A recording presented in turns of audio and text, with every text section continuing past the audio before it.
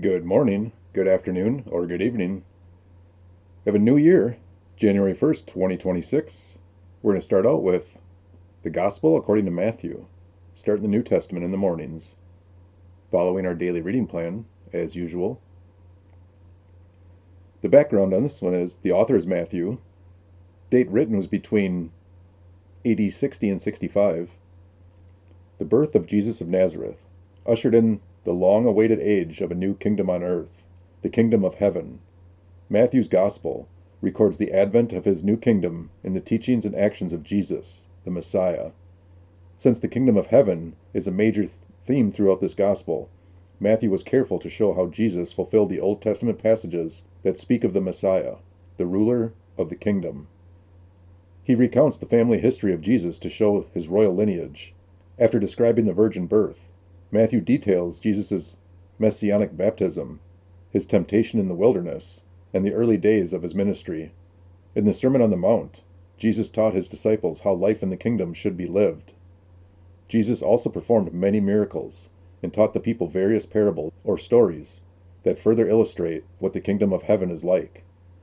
Matthew was careful to point out that the Gentiles, as well as the Jews, would be included in the kingdom of heaven. Jesus' death and resurrection conclude Matthew's Gospel, along with Jesus' command to make disciples from every nation. And so we are restarting back on the one-year daily reading plan, January 1st, Matthew, first chapter. The ancestors of Jesus the Messiah. This is a record of the ancestors of Jesus the Messiah, a descendant of David and of Abraham. I'm going to do my best. By no means am I an expert on enunciation of biblical names, but here we go. Abraham was the father of Isaac. Isaac was the father of Jacob. Jacob was the father of Judah and his brothers. Judah was the father of Perez and Zerah, whose mother was Tamar. Perez was the father of Hezron. Hezron was the father of Ram. Ram was the father of Amminadab. Amminadab was the father of Nahshon. Nahshon was the father of Salmon. Salmon was the father of Boaz, whose mother was Rahab. Boaz was the father of Obed, whose mother was Ruth. Obed was the father of Jesse. Jesse was the father of King David.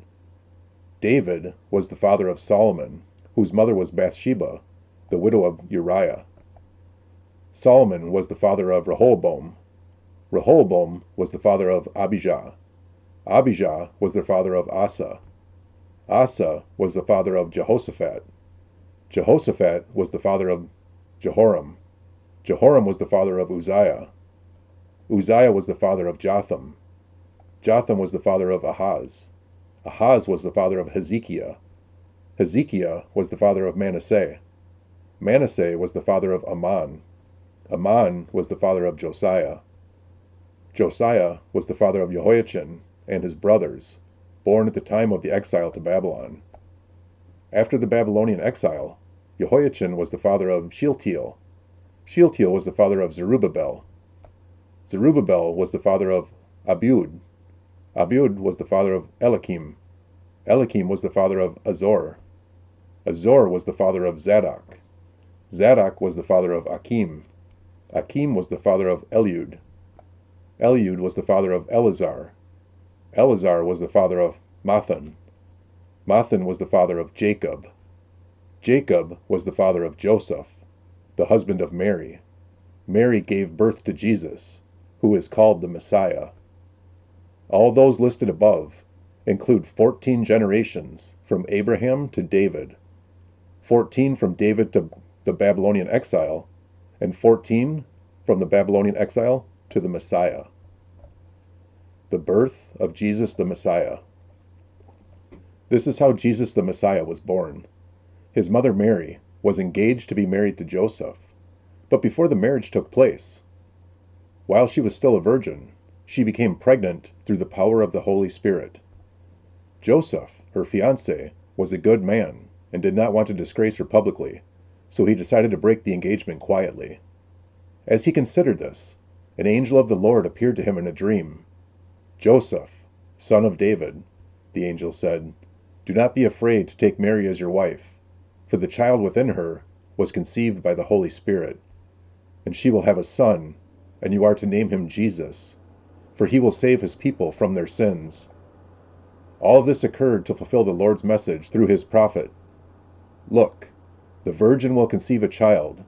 She will give birth to a son, and they will call him Emmanuel," which means, God is with us. When Joseph woke up, he did as the angel of the Lord commanded, and took Mary as his wife.